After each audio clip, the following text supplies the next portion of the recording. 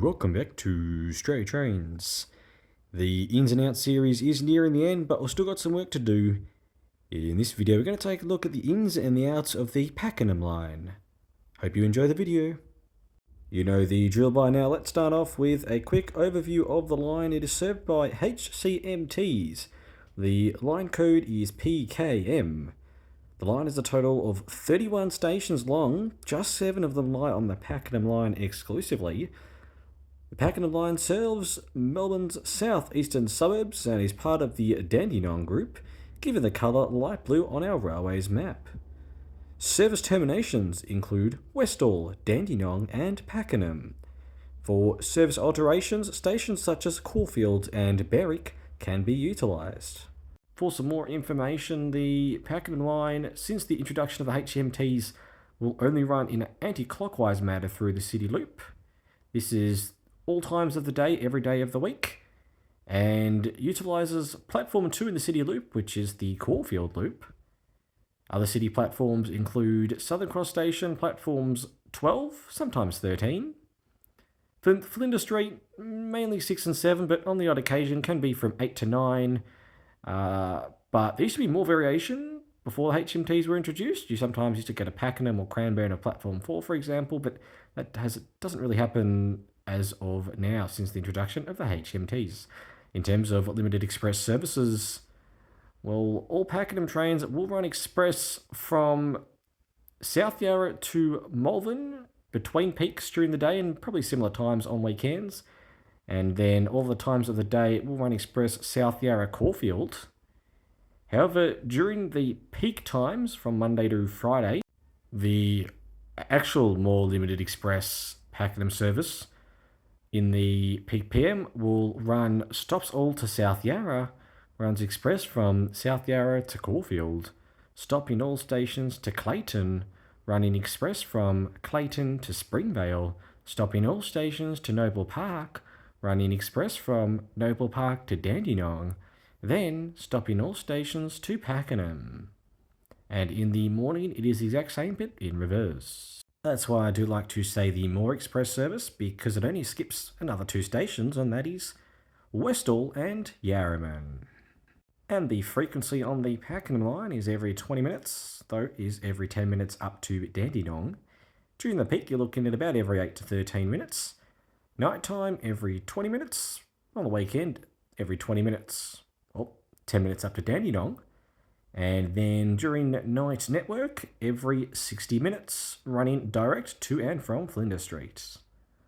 Travel tips during peak time, as we sort of talked about before, just be careful if you are on that Pakenham Limited Express and you do want to get off at Westall or Yarraman, it won't stop there.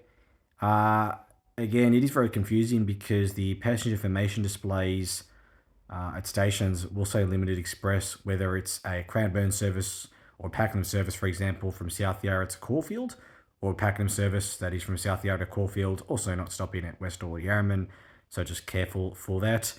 And another thing to look out for is works due to the metro tunnel and a lot of level crossing removal projects and whatnot. There are a lot of works on the Pakenham Line. Generally, they are at weekends or from night time at about 8:30 to 9 PM they generally start, so just keep a lookout for that.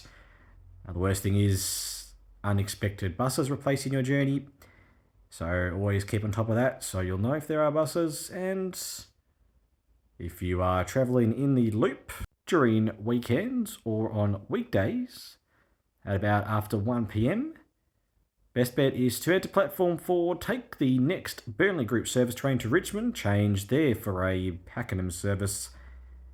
It will get you home a little bit quicker and save you going all the way around the loop. But if you do want a seat and you are travelling during the midst of peak time, if you get on at Richmond, no guarantees you are getting a seat. So if you do want to guarantee yourself a seat, you might have to sacrifice a little bit of time and travel around the loop. Now for future plans, this is an interesting one because I would say from about mid-2015 to 2025, the Pakenham Line is probably the most changed line, or will be the most changed line over a 10-year period in the state. From level crossing removals to the metro tunnel, plus the rolling stock change, and a line extension to East Pakenham. I mean, just so much is changing. Plus, you know, your new Pakenham East Depot, for example, and I guess that's one thing. I'm not sure why it's Pakenham East Depot, but East Pakenham Station.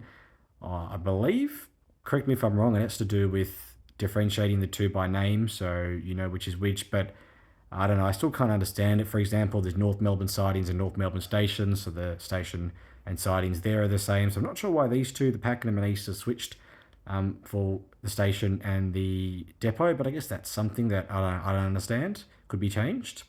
Also, the high capacity signalling, or the CBTC signalling as it's known as, I'm not too familiar with it. Maybe someone else again could explain, but I'm not sure why it's only going as far as Clayton Westall as opposed to, well, all the way to Dandenong where there's a split, because very few trains do terminate at Westall, so most trains are going at least to Dandenong on the Pakenham Cranbourne line, so maybe it'd be nice to extend the high capacity signalling all the way there, but maybe there's a reason for it. I'm not 100% sure, but that could be something to change, although I don't think that's going to happen.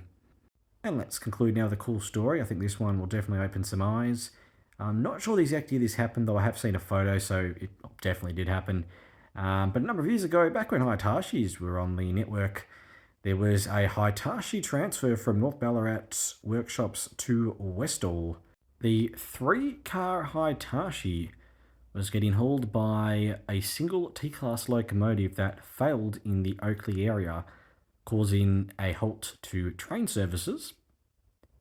Now, needing to remove the failed T-class, what ended up happening was the train behind it that was travelling towards Pakenham ended up pushing the failed T-class and Hitachi all the way to Westall, and it was a 6-car Comenge.